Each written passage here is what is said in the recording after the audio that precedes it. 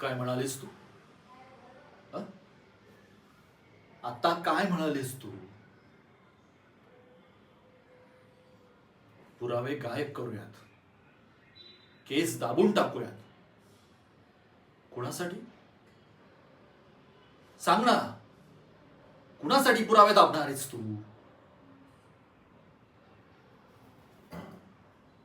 आपल्या त्या मुलासाठी ज्याने कधी आपला विचार नाही केला, संपूर्ण राज्यात आपली बदनामी केली. त्या मुलासाठी पुरावे दाबणार आहेस तू? रागिणी, मला मान्य आहे की तुझं आईचं काळीज आहे. हो, पण मीही त्याचा बाप आहे. मलाही वाईट वाटतं.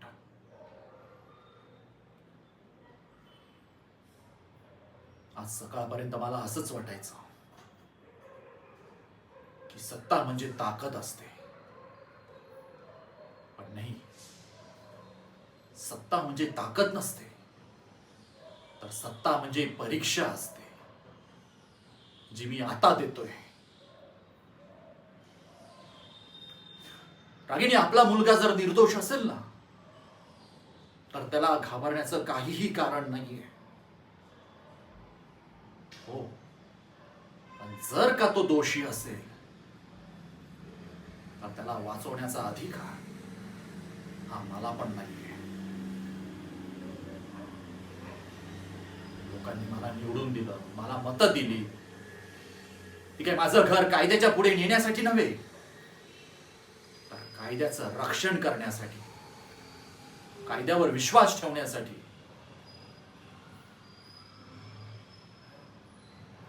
उद्या पत्रकार मला प्रश्न विचारतील, विरोधक माझ्यावर नाही ते आरोप करतील. कदाचित माझं राजकारणही संपेल. पण या सगळ्या गोष्टींमध्ये एक गोष्ट मात्र जिवंत राहिली पाहिजे रागिणी, आणि ती म्हणजे माझ्या मुलाला त्याचा बाप हा कधीच चुकीचा माणूस नव्हता हे आयुष्यभर उंच मानेने अभिमानाने सांगता यायला पाहिजे. त्यासाठी मी आता आयुक्तांना कॉल करणार आणि त्यांना सांगणार आहे, तुम्हाला जी काही कारवाई करायची ती बिनधास्तपणे करा. त्यांच्या मार्गात कोणीही अडथळा आणणार नाही, कोणीही त्यांच्यावर प्रेशर टाकणार नाही. कायद्याचं काम हे रागिणी, कायद्यालाच करू देत. मग त्या गुन्हेगाराच्या पिंजऱ्यात माझा मुलगा असो, माझा छोटा भाऊ असो, माझी बायको असो, माझे आई वडील असो, किंवा मी स्वतः असो,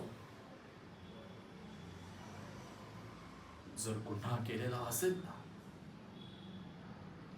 तर शिक्षा नक्कीच मिळेल.